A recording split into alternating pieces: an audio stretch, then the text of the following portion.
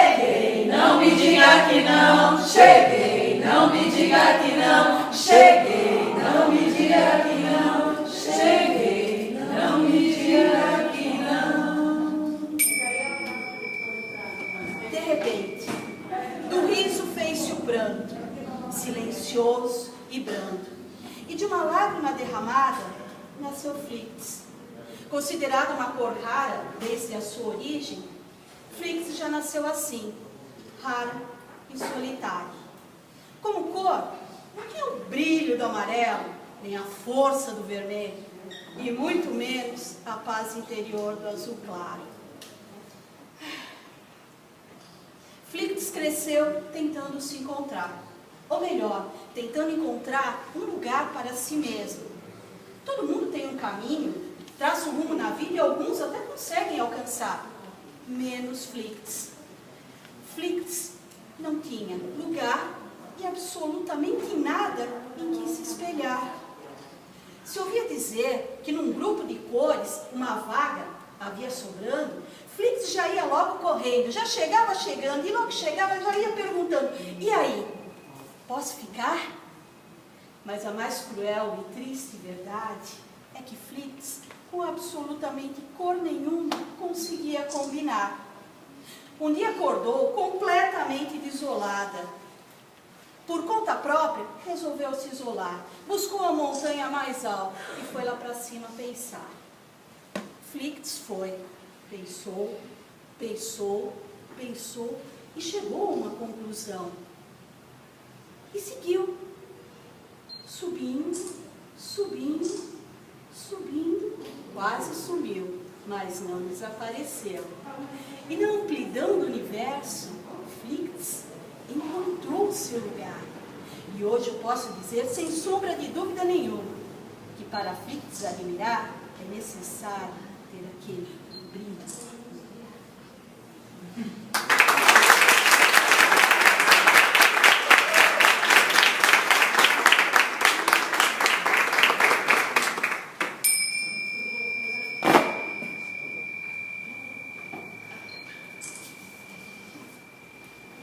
Havia na cidade da China um garoto chamado Ping.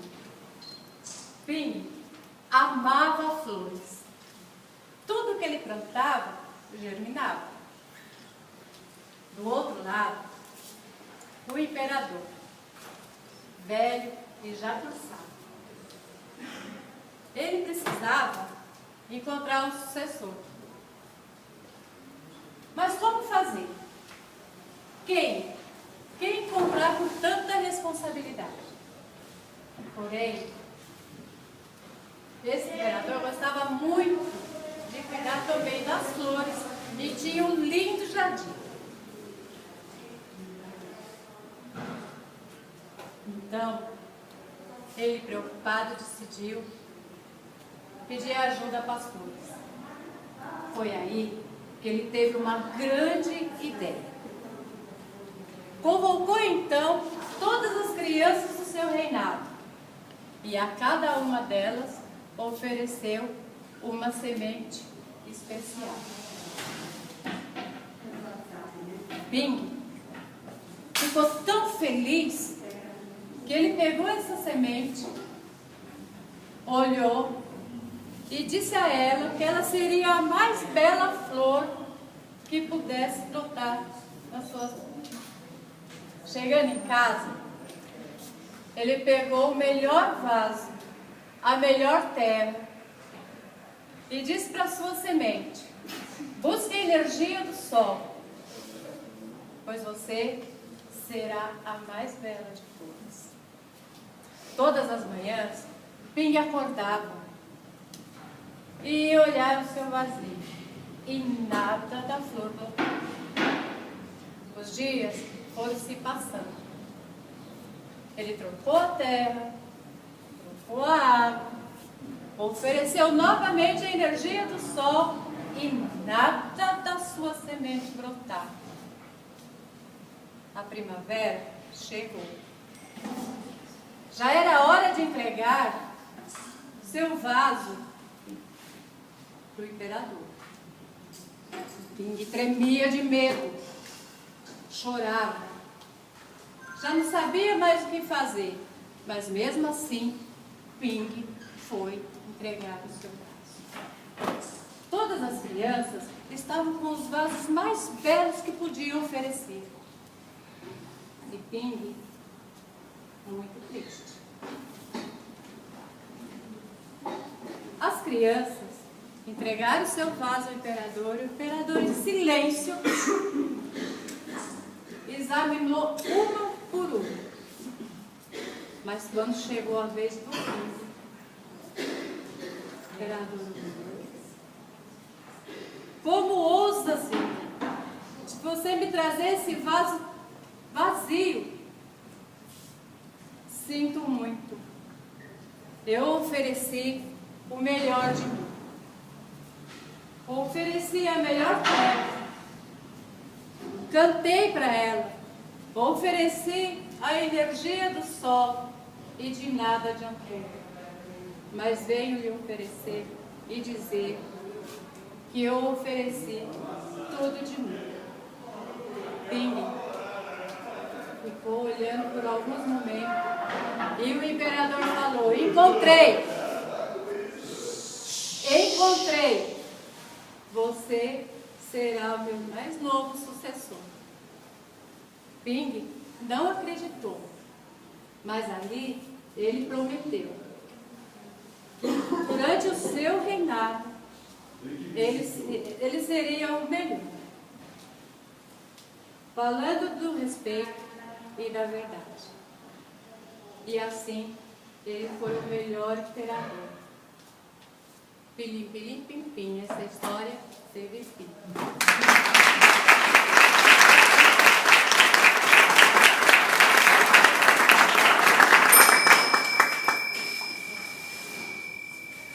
Eu vou contar a história do relógio de ouro. Na verdade é um mistério. Um mistério que aconteceu na vida do Luiz Negreiros naquela tarde. Era um lindo relógio de ouro, desses de corrente, sabe? Que o Luiz Negreiros encontrou naquela tarde, assim que chegou em casa. Quando ele viu aquele relógio, ele ficou curioso. Aquele relógio não era dele, não era de sua mulher. E que ele se lembrasse, não era de nenhum conhecido que pudesse ter esquecido ali. Então, de quem era aquele relógio de ouro? Foi logo conversar com a esposa, a Clarinha. A Clarinha era aquele tipo de mulher bem doce, suave, de face meiga e angelical, quase uma santa. O Luiz Negreiro foi ter com ela. Clara, de quem que é esse relógio de ouro que está aqui? A esposa desconversou. Clara, de quem que é esse relógio de ouro que está aqui? Esse relógio não é meu, não é seu. De quem que é? Quem foi que deixou ele aqui? Ela disse que não sabia. Ah, Luiz, me deixe, não sei de onde veio esse relógio. Clara, tô ficando nervoso. Já pegou a mulher pelos ombros e sacudia, sacudia. Clara, de quem que é esse relógio de ouro? Foi interrompido pela chegada do sogro, pai de Clarinha, o seu Meireles. Seu Meireles chegou e já foi falando: eu vim para jantar.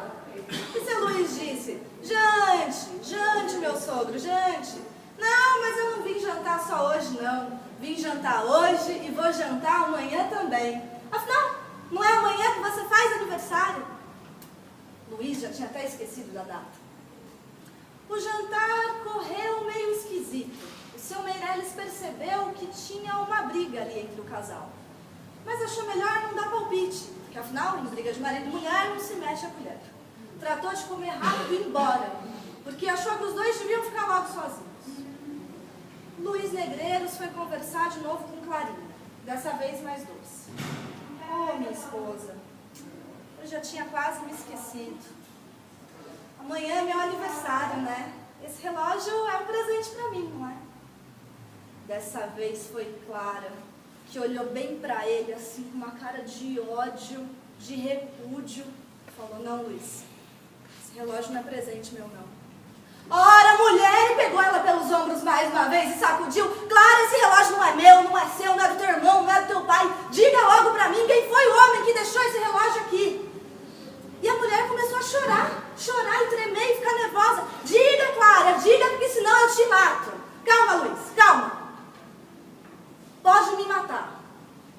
Mas antes de me matar, olha isso aqui. Isso aqui é um bilhete que veio junto com esse relógio. O relógio chegou primeiro no teu escritório, mas não te encontrou mais por lá. Então eu recebi ele aqui em casa, nessa tarde. Luiz pegou delicadamente o bilhete e leu.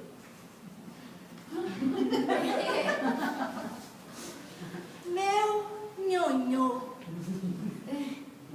sei que amanhã fazes aniversário, por isso te deixo essa lembrança da sempre tua amante, nhanhá, Isabela.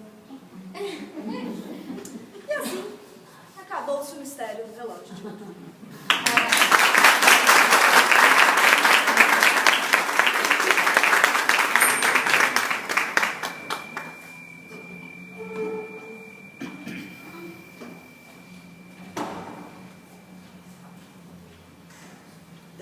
A lenda do Tsuru. Um jovem, muito pobre, morava em uma pequena cabana. Sua alimentação era apenas a verdura que ele mesmo cuidava na sua terra, já cansado. Certa manhã, ele encontrou no caminho uma ave com a asa toda machucada. E assim, ela não ia poder voar e morreria. Carinhosamente, ele levou essa ave para a sua casa, cuidou da sua asa, deu-lhe sementes e a ave pôde voar. Mais tarde, apareceu em sua cabana uma jovem muito bonita. Ela lhe pediu pousada, abrigo, e ele permitiu que ela entrasse e ali permanecesse. Os dois se enamoraram e casaram e eram muito felizes, pois a jovem, tão bonita quanto prestimosa, cuidava de todos os seus afazeres com muita dedicação. Mas a vida do casal continuava muito difícil. E um dia, a jovem esposa disse para o marido que ela poderia tecer. Ela faria tecidos e ele poderia vender lá na cidade. E o seu produto renderia para eles alguma coisa. Mas havia um porém. Ele jamais poderia vê-la tecendo. Ele jamais poderia desvendar o seu segredo. E ele prontamente, então, fez uma cabana atrás da sua casa. E a jovem para ali se dirigiu. Durante 3 dias ela permaneceu ali. E ao sair, trazia em suas mãos um tecido maravilhoso, um tecido carregado de flores, de brilhantes, e entregou para o seu marido. Ele ficou maravilhado e saiu correndo para a cidade. Lá, os mercadores disputaram este tecido e aquele que conseguiu ficar com ele deu-lhe muitas moedas de ouro. Ah, o jovem ficou feliz, muito feliz. Ele nunca tinha visto tanto dinheiro, ele nunca tinha visto tanto ouro. E assim, a vida do casal tornou-se bem melhor. Mas um dia, a jovem esposa disse para o marido que ela não poderia tecer por algum tempo. Ela se sentia muito fraca, muito cansada, e ela precisava parar. O marido tinha muita confiança na sua esposa e sabia que ela estava falando a verdade. Mas ele estava com uma dívida muito grande lá na cidade. A sua cobiça era muito grande. Então pediu-lhe que tecesse pelo menos mais uma vez. A princípio, ela não queria, mas enfim, foi para a cabana tecer. Depois de 3 dias, dali ela não saiu. E o marido começou a ficar preocupado. O que eu fiz com a minha esposa? O tear já não bate constantemente como batia? Esperou mais 3 dias. No 6º dia, ninguém saiu da cabana. E ele então, desesperado com o que tinha acontecido com a sua esposa,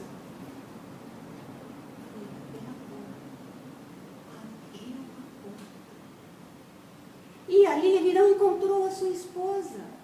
Ela não estava lá. Em cima do tear havia uma garça caída. Ele ficou muito mais desesperado, pensando o que fizera com a sua esposa. No 7º dia, ela sai dali, muito fraca, com grandes orelhas, carregando em suas mãos um tecido muito mais bonito, um tecido maravilhoso, que entregou para o seu marido. E em seguida lhe disse: este foi o último. Você descobriu a minha forma e eu não posso mais ficar com você. Transformou-se numa garça e voou, deixando seu marido em prantos.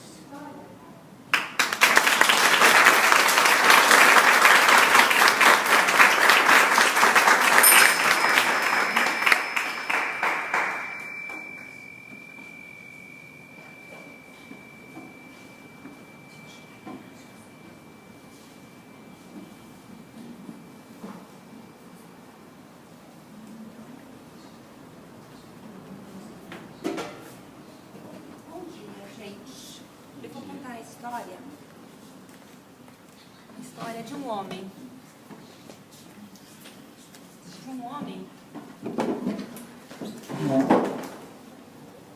Que amava caixas. Colecionava muitas caixas. Todos os tipos de caixas. Esse homem tinha que amava muito esse homem.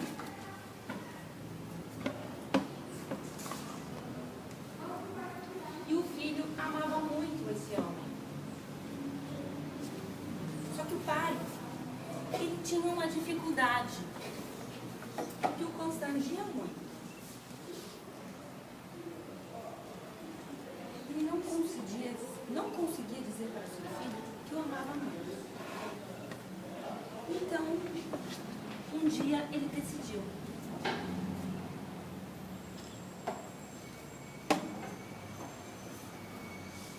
Queria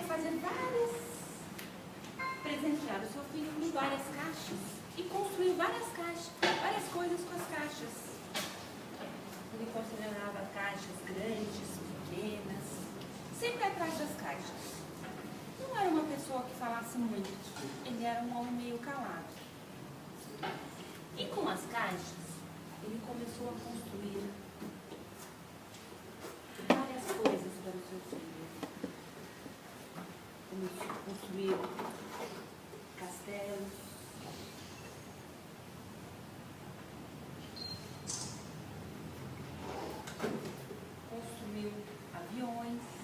aviões que até voavam. É claro que quando chovia, o avião se desmanchava. Mas não tinha problema, porque havia muitas caixas. Com as outras caixas, ele ia construindo outros personagens.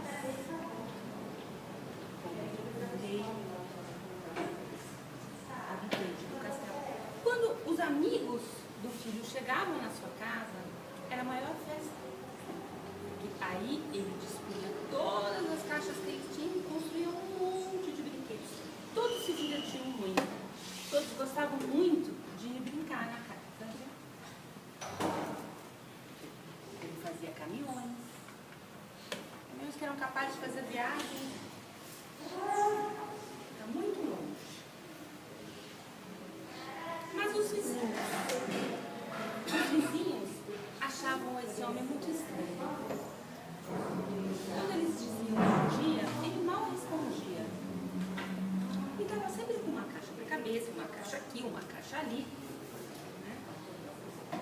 pessoas zombavam deles, desconfiavam deles. Mas tanto o filho quanto o pai não se importavam com o que acontecia, com o que os outros diziam. Porque, finalmente, eles tinham encontrado uma forma de compartilhar o amor que um tinha pelo outro. Continuaram assim por muitos e muitos anos.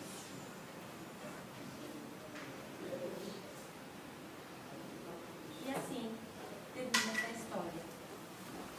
E o castelo ainda está em construção.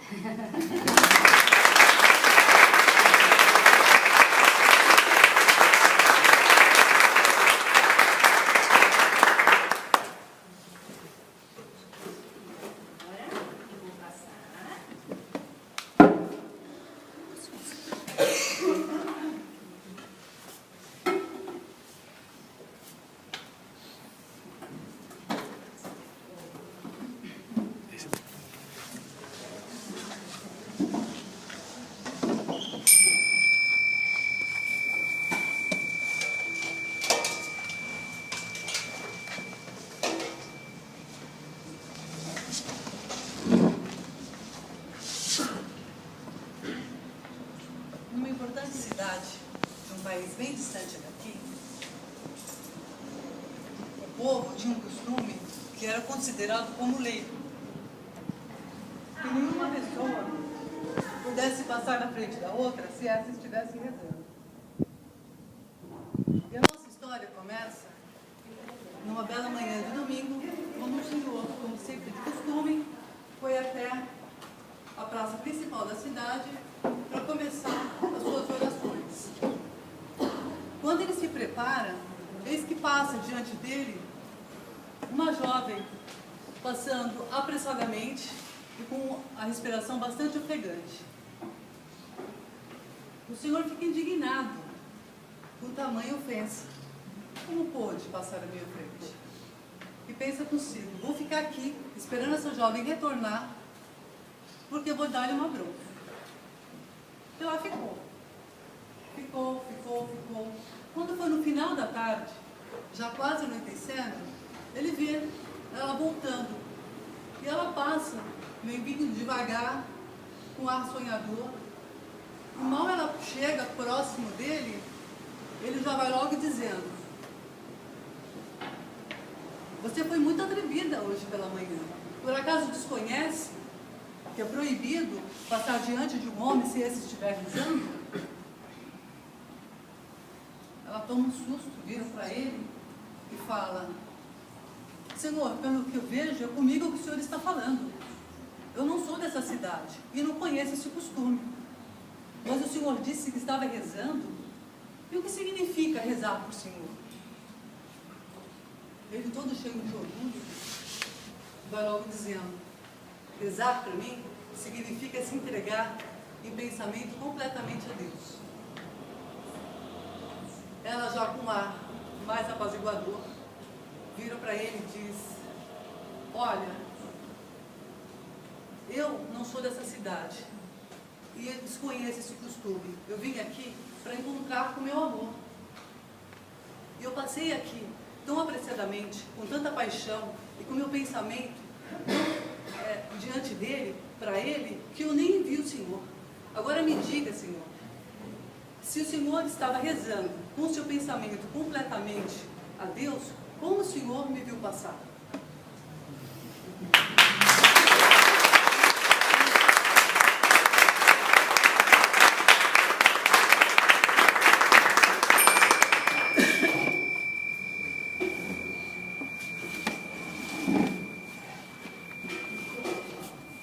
Tapar a boca do mundo. É possível? Era uma vez um velho que tinha um filho bem pequeno. Um dia ele chegou para o filho e disse: filho, vai até o pasto, pega o burrinho, que nós dois vamos levá-lo à cidade para vender. E o menino assim fez. Foi até o pasto, pegou o burrinho, escovou, limpou e deixou ele um brinco. E os dois seguiram a pé pela estrada para que o burro chegasse descansado e que impressionasse melhor os compradores. Só que na primeira curva da estrada, eles cruzaram com um viajante que disse: ora, já se viu uma coisa dessas? O burro vai vazio e o velho a pé? Será isso penitência ou caduquice? E seguiu viagem. O velho ouviu aquilo e ficou cismado. Então ele disse: filho, vou eu montado no burro e você vai a pé segurando as rédeas. E assim fizeram. Ele montou no burro e seguiu. Só que eles passaram perto de um regato onde havia várias lavadeiras. E uma delas se levantou e disse: meu Deus do céu, que coisa horrível é essa? Vai o velho montado no burro e a criança a pé? Que desalmado esse pai! Onde já se viu isso? O velho ouviu aquilo mais uma vez e ficou cismado. E nem disse nada, fez um gesto e o menino subiu na garupa do burro. E seguiram os dois pela estrada. Só que eles encontraram o Zé Biriba, que é funcionário do correio, que ao ver aquela situação, comentou: querem vender o burro? Estão os dois aí fazendo peso sobre o animal? Desse jeito, o que vai chegar à cidade não é o burro, é a sombra do burro. E saiu dando risada. O velho ouviu aquilo mais uma vez e disse pro filho: filho, você que é mais levinho, fica aí montado no burro, eu vou segurando as rédeas. Quem sabe assim eu consiga tapar a boca do burro. E lá seguiram viagem. Só que passaram por um novo viajante que disse a eles: bom dia, príncipe. Príncipe? Por que príncipe? Ué, porque só um príncipe anda assim montado, com um lacaio segurando as rédeas. O velho ficou bravo. Lacaio? Eu? Ora essa! Onde já se viu isso? Ah, vou fazer diferente. Filho, desmonte. Vamos nós dois carregar o burro nas costas. E assim fizeram.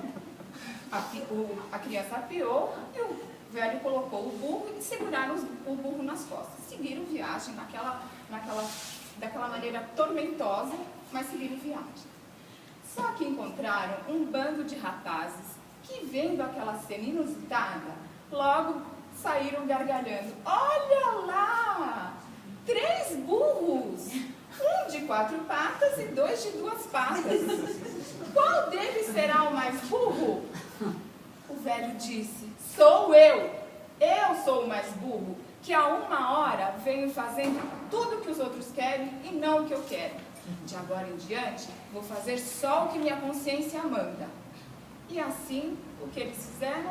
Voltaram à mesma condição, os dois andando a pé ao lado do burro. E o que o velho aprendeu com isso? Que morre louco quem pretende tapar a boca do mundo.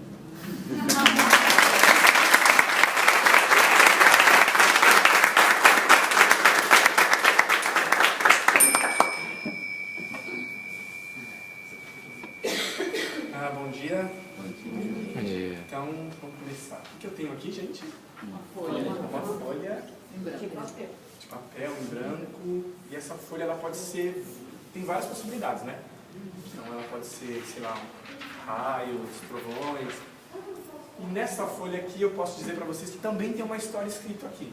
E aí, eu queria saber se alguém consegue enxergar a história que está nessa folha. Não? Não? Então, eu posso contar para vocês porque tem algo escrito aqui. Tinha uma moça chamada Pontinha. Esse Pontinha aqui. Era linda. Linda, linda, linda. Toda metida, andando na calçada, olhava para ninguém. E aí, do outro lado da calçada tinha um moço bem bonito, chamado Pontinho. Elegante, bonito, na calçada. Quando de repente começa a olhar e Pontinho olha aquela moça bonita. Ele não consegue mais parar de olhar para ela. Assim, vocês ficassem olhando para Pontinha e aí Pontinha foi fazer assim. nossa, que moço bonito. E aí, os dois continuaram andando assim, só que daí não aguentaram mais ficar se olhando. Um e o outro começaram a atravessar a rua, e os carros passando, e eles não viam nada, e eles foram chegando mais próximo, mais próximo, mais próximo. Quando de repente, Pontinho deram o primeiro beijoca. Era a primeira beijoca. E aí, depois dessa beijoca, os dois começaram a namorar. Namorando, Pontinha e Pontinho decidiu que a gente já conhece a família um do outro, a gente faz um bom tempo que a gente namora, que a gente tá junto, né? Que tal a gente se casar? E aí Pontinha falou, tá bom. E aí, quem casa quer o quê, gente? Casa. Vocês conhecem aquela música assim? Era uma casa muito engraçada, não tinha teto, não tinha nada, ninguém podia entrar nela não, porque na casa não tinha chão. Ninguém podia dormir na rede, porque na casa não tinha parede. Ninguém podia fazer pipi, porque pinico não tinha ali. Mas era feita com muito esmero, na nos poucos, número zero. Pontinha e Pontinho agora casados e morando na sua casa. E aí, Pontinho já estava bem mais próximo de Pontinha, assim, falou assim, nossa, agora eu acho que eu confio mais ainda nela. Eu acho que eu vou contar o meu maior segredo para ela. Chegou assim e falou, Pontinha, sabe, porque eu tenho um sonho. E aí Pontinha, pode falar. E aí, Pontinha, é que eu tenho um sonho de ser um soldado. Tá bom. E aí Pontinho foi estudar para virar um soldado. Quem conhece aquela música? Marcha. Soldado, cabeça de papel, quem não marcha direito vai preso pro quartel. Quartel pegou fogo, Francisco deu sinal, acorde, acorde, acorde a bandeira nacional.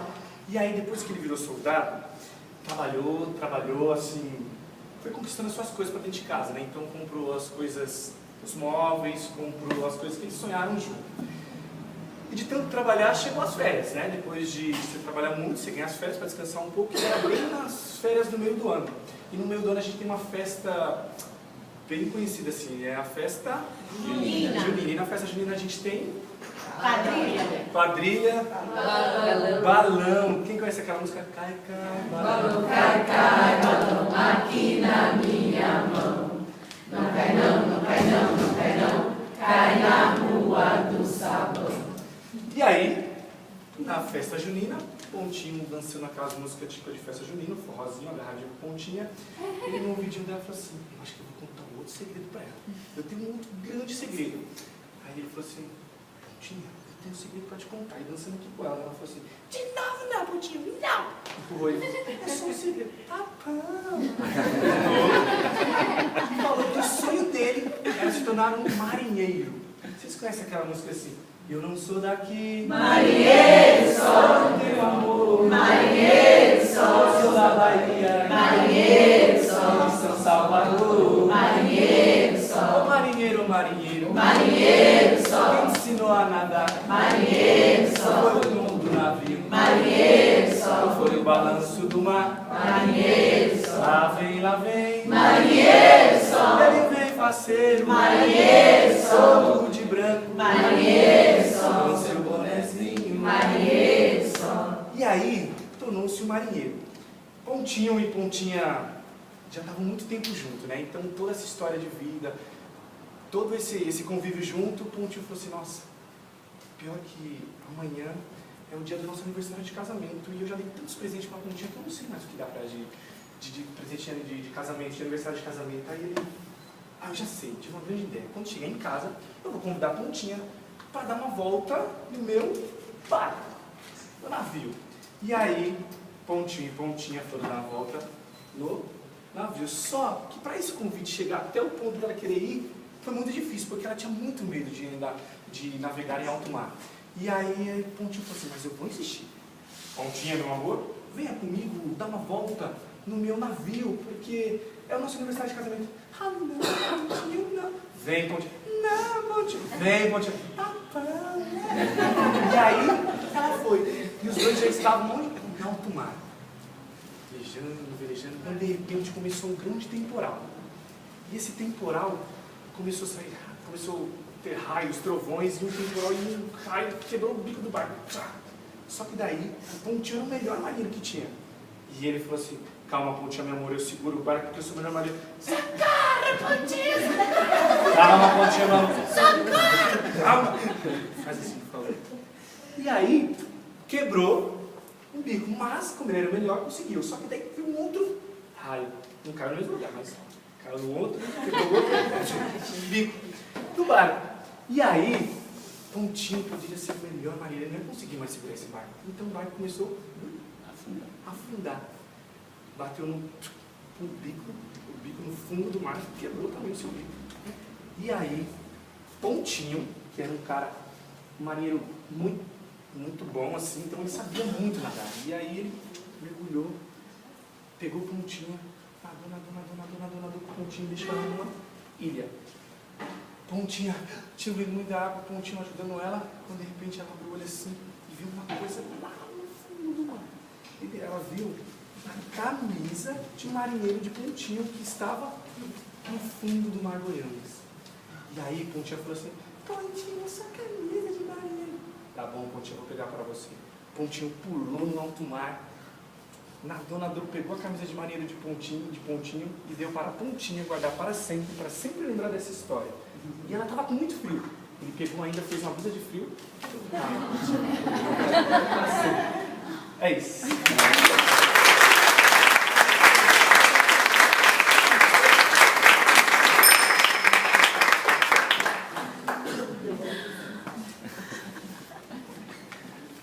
Oi, trepa no coqueiro, tira coco, cunheco, no coqueiro, olirá. Oi, trepa no coqueiro, tira coco, chiquinha, cunheco, no coqueiro, olirá. Papai, cadê Maria?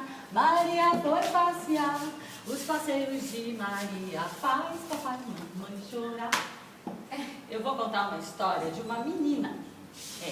Essa menina era bem piquititinha. Ela era tão pequenininha que ela cabia numa gavetinha. O nome dela era Aline. E a Aline adorava viajar. Principalmente porque o pai dela gostava muito de desbravar o país. E todo ano era aquela história. Tirava um mês de férias. Ele não tinha muito dinheiro não. Mas ele tirava aquele mês de férias. Chamava a família para conhecer um lugar do Brasil. E naquele ano o lugar era Minas Gerais. Então ele punha o Fusquinha na revisão. Chamava a família inteira. O pai, a mãe, a menina, o irmão e a avó num Fusquinha branco. E aí eles foram desbravar Minas Gerais. Passaram um mês inteiro viajando. E era muito gostoso, porque eles não tinham reserva em hotel nem nada. Todo lugar que eles chegavam, eles paravam, conheciam e continuavam a viagem. A viagem rolou super bem. E chegou no último lugar, Ouro Preto. Faltavam 3 dias para acabar as férias. Só que aí o pai convenceu a família que Minas Gerais era pertinho de Brasília. E eles tinham 3 dias ainda de férias. Era um dia para visitar, para chegar lá, um dia para visitar a cidade e um dia para voltar para São Paulo. A mãe protestou. Não tem necessidade nenhuma nessa viagem. As crianças, vamos conhecer Brasília, vamos conhecer Brasília. E a avó não deu nenhum pitaco. Só que ele avisou, a viagem é muito longa. Vocês devem comer aquele café da manhã reforçado, porque não tem nenhum lugar para parar no meio do caminho. E outra coisa, acordar bem cedo, porque a viagem é daquelas. Era uma rodovia Juscelino Kubitschek. Muito bem, acordaram cedo, comeram bastante e partiram. Só que nos primeiros 10 minutos, o pai teve um desarranjo intestinal. Ele teve que parar num posto. E tinha um posto ainda bem que tinha um posto. Só que ele falou, ninguém vai descer do carro. Então ele saiu rapidinho do Fusca e a Aline, que era pequititinha, escapou. Ninguém viu ela sair do carro. Só que ela entrou naquelas lojas, sabe aquelas lojas à beira de estrada que tem um monte de coisa legal? Tinha cristais, pedrinhas de tudo quanto era cor, aqueles brinquedinhos de madeira, um monte de bugiganga. E ela ficou lá distraída, quando ela vê, o pai já está entrando no carro. Mas aí ela é muito rápida, saiu correndo atrás. Quando chegou lá no carro, o pai, ele tinha essa brincadeira que ele fazia com as crianças. Sabe qual que é? É aquela assim, o pai vai dirigindo o carro, a criança vai correndo atrás, certo? Aí ele dá uma paradinha. Quando a criança está chegando, Ele bota a segunda e continua. Ele está chegando, ele vai, né? Então ela achou que ele estava brincando. Então ele botou a primeira e foi. E ela rindo atrás do carro. Aí ele botou a segunda e continuou. E ela rindo. E aí botou a terceira. Aí ele entra naquela estrada da Juscelino Kubitschek. Aí que ela estava rindo, ela começa a chorar, né? Porque ela só via aquele carrinho subindo lá embaixo, no meio do Brasil. Ela só via aquele asfalto suando, assim, aquele calor de 35 graus. A menina, e ela começou a tremer, começou a chorar, apavorada. Foi andando pro posto, tremendo. Quando chegou lá, tinha um grupinho assim de turistas. Pegou a menina e falou: não, fica aqui com a gente. Cadê teu pai? Cadê tua mãe? Aí chegou uma pessoa e falou assim: não se preocupa, se eles não voltarem, você vai pro hotel. Aí, chorou mais ainda, ficou desesperado. Bom, aí a família estava lá na estrada, certo? Aí o pai está dirigindo, aí a avó lá atrás fala assim: cadê a Aline? Como assim, cadê a Aline? Ela não está aí atrás? Não, olha melhor. Aí olha lá atrás aquele chiqueirinho, sabe, Fusca, tem um buraquinho lá. Aí ela olha: não está. Aí o irmão, que era todo corajoso, falou: deixa que eu procuro a Aline. Aí começou a procurar a Aline dentro do Fusca. Mas ele não achou, claro. Aí eles voltaram. Aí eles voltaram pro posto. Aí a Aline estava lá, aí foi aquela felicidade, todo mundo se abraçou. No final dessa história, super feliz. Porque se não fosse tão feliz assim, eu não estaria aqui, porque essa história aconteceu comigo de verdade, vocês acreditam? Em 1968, então faz tempo, hein?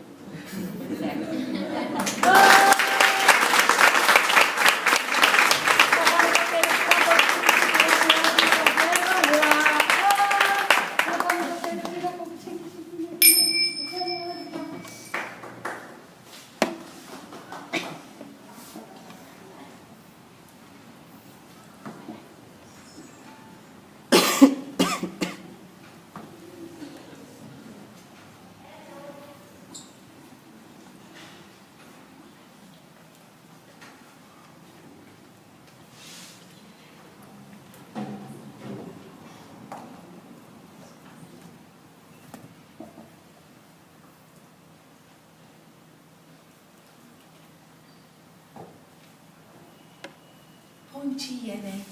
Bom dia. Bom dia. Eu vou contar uma história para vocês lá do outro lado do mundo. Lá da China. Chama Shaolin, o Quebrador de Pedras. Tinha um menino pequenininho, mais ou menos do seu tamanho. Ele era um quebrador de pedras. Ele levantava todas as manhãs com sua mãe, seu pai, seus irmãos para quebrar pedras. Pegava sua picareta e ia. Quebrava pedras. Levantava às 4h da manhã junto com a sua mãe, que fazia bolinho de arroz. Ia quebrar pedras, mas certo dia ele resolveu não quebrar pedras, porque ele estava infeliz, ele queria ser alguém importante. Então, ele não quebrou mais pedras e foi para um lago. E neste lago apareceu um gênio. E este gênio disse: eu vou fazer todos os seus desejos. Diga o que você quer. E ele disse: eu quero ser como aquele homem que passa aqui todos os dias. Ele é muito mais importante do que eu. E eu quero ser como ele. E então, o pequeno Shaolin foi transformado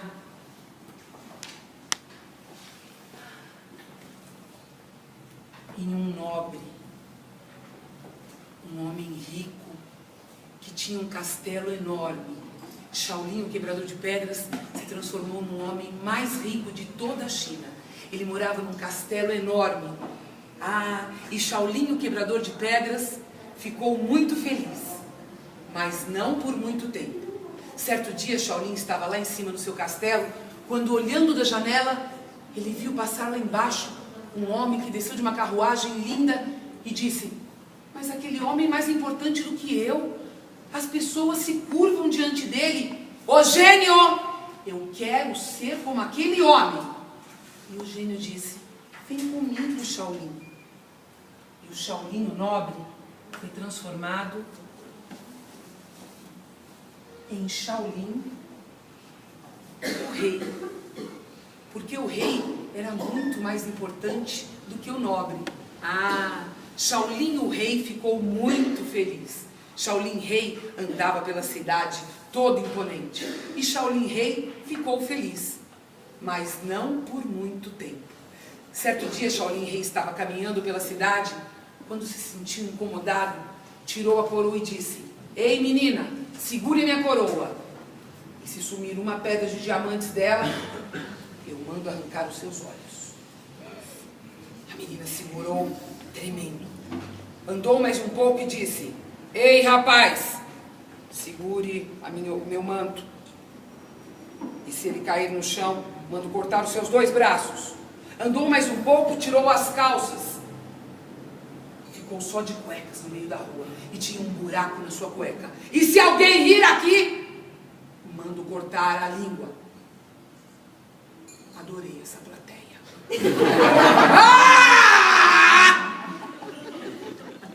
Voltou para o castelo. "Gênio, existe algo mais importante do que eu. E eu quero ser essa coisa. Fiquei pelado hoje. Quer dizer, com a cueca furada. Eu quero ser essa coisa." E então, Shaolin o rei foi transformado no sol. O astro rei. O sol. Porque o sol brilhava lá em cima. O sol era mais importante. Shaolin Sol queimava a careca de todos os reis. Agora sim eu sou importante. Eu posso queimar a careca de todos os outros reis. Eu posso secar os rios. Eu queimo as plantações. E Shaolin ficou feliz. Mas não por muito tempo. Certo dia estava lá Shaolin tentando queimar a careca, quase careca, de um outro rei, quando os meus raios não chegam. Tem alguma coisa que tampa os meus raios. Ô gênio, eu quero ser essa coisa que é mais importante do que o sol. Tá bom, Shaolin, venha comigo. E Shaolin, o sol, foi transformado na maior nuvem de toda a China. Shaolin Nuvem ficou feliz, porque Shaolin Nuvem podia se transformar em dragões, em monstros, no que quisesse. E Shaolin Nuvem ficou feliz. Mas não por muito tempo. Olha o tempo. Então, quando ele estava tentando se transformar num enorme dragão, foi cortado em mais de 1000 pedaços. Peraí. Ô gênio, tem alguma coisa que é mais importante do que essa nuvem. E eu quero ser essa nuvem agora. Então, venha comigo, Shaolin. E Shaolin se transformou no vento. O vento. O vento podia entrar em qualquer lugar. Nos menores buraquinhos. Shaolin Vento ficou feliz. Ele podia fazer roda-moinhos, podia fazer furacões. E a coisa que ele mais gostava, levantar a saia das mulheres. Shaolin Vento ficou muito feliz. Mas não por muito tempo. Tô tentando tirar essa coisa do lugar e essa coisa não sai. Não sai. Tem uma coisa muito grande, muito poderosa. Gênio, eu quero ser essa coisa. Venha comigo, Shaolin.